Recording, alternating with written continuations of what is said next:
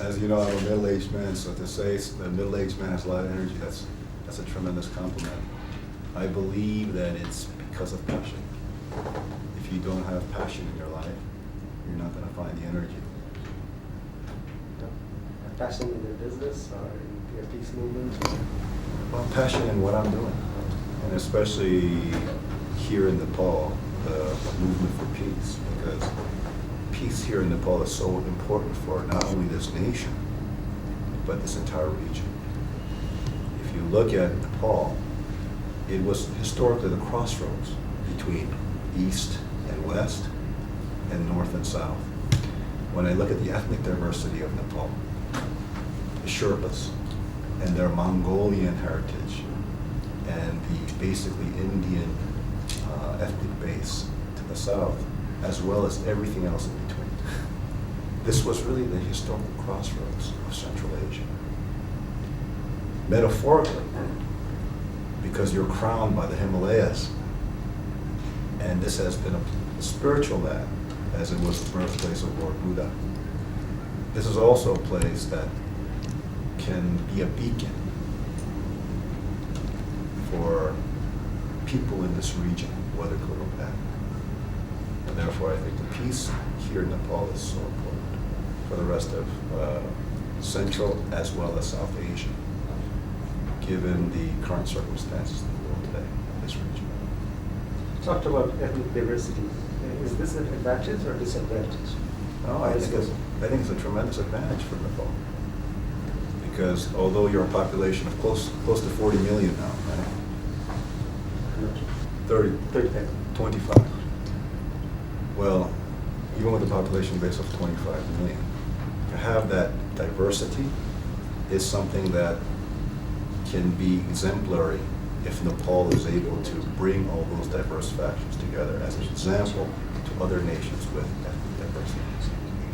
So one of the things that I've been promoting while I'm here is the vision of one family in God that allows us to then go beyond whatever pretensions we have, let it be our ethnic, tribal, racial, or even national, or even religious, and to recognize our common humanity. If that can be a vision that can unite the people of Nepal, I think that is something that we'll be tremendously proud of. The other day you gave a very passionate speech in this Western South Asia at Nasan Stadium. What was going through your mind before and during the speech? The energy of the young people. Is that all? You know, it's amazing. Whenever I speak with young people, I feed off their energy. You were saying that I have a lot of energy, but I think I get my energy from the crowd or the person that I'm talking to. So when I see the passion in them, I get more passionate. And the amazing thing yesterday was just the passion of the young people, especially with the vision of one family in the God, that we are all one human family. Because if we recognize our common spiritual heritage and we strip ourselves of our own pretensions, then we have what we have left as we stand naked before God and all humanity is our common humanity. I think that's a message that a lot of those young people resonated with, and it's truly inspiring to see. Did you find youth in Nepal more passionate than youth in other countries around the world, or is it almost the same? It's kind of funny because when I was coming back, the staff were telling me, oh, it was a roller coaster ride. I said, because I had a lot of opportunities to speak to young people all around the world. And my observation is that young people are the same no matter where you are. Whether you're in the United States, whether you're in Korea, in Europe, in Africa, in the Middle East, young people are exactly the same. Because as a young person, they have their future ahead of them. So they are visionaries in one sense. They're seeking a vision. They're seeking direction. They're seeking purpose and meaning. You know, a lot of times in our life, you know, I'm now in my 40s, and when I speak to my friends, you know, sometimes they'll talk about the challenges of life. Yet young people have not experienced life enough to talk about the challenges of life, so they have a future ahead of them. I believe that is a positive component of humanity. Anyone who wants to better themselves and better their situation needs to have that optimism. And this is something, no matter how old you are. So you were saying that I have a lot of energy. Maybe it's because I'm an eternally young person. I have no idea. But when I see a situation, I'd like to see the possibility and the opportunity versus the challenges or the difficulties. And thus, I really identify with them. Please tell us something about Global Peace Festival and why you chose Nepal as the venue. Why not other countries in South Asia, for example, Pakistan or Sri Lanka or even Afghanistan? That's a very, very good question. Very good question. And I think it's because of my background as a student of history. Like I explained, Nepal has really been the crossroads of Asia, where North and South and East and West came together. So if peace can come to this land, which is something that is significant as it is trying to define its own national identity, unlike some of the other nations which already has a national identity, Nepal is still trying to define its national identity.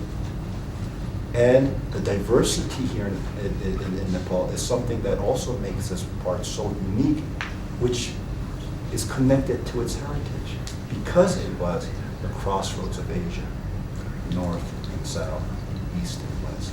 You have the whole spectrum of Asia here in Nepal. If you can bring peace to Nepal, although it might be a small nation, you can set the stage for the possibility of peace in this entire region. That is why we're here. How is GPF different from other peace movements around the world? I believe there are many. What's so special about it? Well, in the 3 short years that we've officially inaugurated this initiative, we've already engaged more than 1 million people across all 6 continents of the world. The amazing thing is how much people resonate with the primary vision and objective of the Global Peace Festival Foundation, which is one family. From former communist bloc nations such as Mongolia to primarily Buddhist nations such as Japan, Shinto nations such as Japan, to primarily Christian nations in the American continent, to tribal nations in Africa, to Muslim nations such as Malaysia. The Global Peace Festival, with this singular message, has been able to bring different factions together and promote the ideal of peace. Now, fundamental to that is that spiritual vision. I think a lot of other peace movements do not have a clear vision, and especially does not have this spiritual component. I think this is what makes the Global Peace Festival Foundation great. Do you have any political do you have any political interest or ambition in Nepal, or simply focused on peace and humanitarian? I know this is a silly question. Well, the political process here, it goes beyond my pay grade. It's very interesting. It's very interesting, and it's being someone who is not a Nepalese. Sometimes it's hard to understand. So, no, I can say that I'm not really interested in the political process, but I believe we need to engage political parties beyond any political affiliation, based upon common principles and values that can bring this nation together, and a national identity that can bring this nation together for the sake of peace, as well as religious organizations as well, too, beyond their faith traditions, to come on a common platform for the sake of peace. But also, I'd like to also follow up by saying that usually a man of God for a spiritual person, I don't think they really have political ambitions. It's not a statement against those who want to go into the life of public service, but those who sincerely are working through a spiritual platform, I don't think they have really any political ambitions. That has been my observation. When you say one family under God, some people may have impression that this is a religious movement aimed at promoting Christianity or Christian dominance. How would you react to that if somebody said that? I would say that you're not in tune with more than 96% of the people around the world, because every one of those people who are people of faith, and I think Pew Research did a study. I don't know if I have the facts exactly correct, but it is in the high 80s or 90% of people around the world that have a deep sense of the existence of a creator, a common spiritual heritage for all humanity. Whether we call him God, Yahweh, Allah, the all-creator, it does not matter.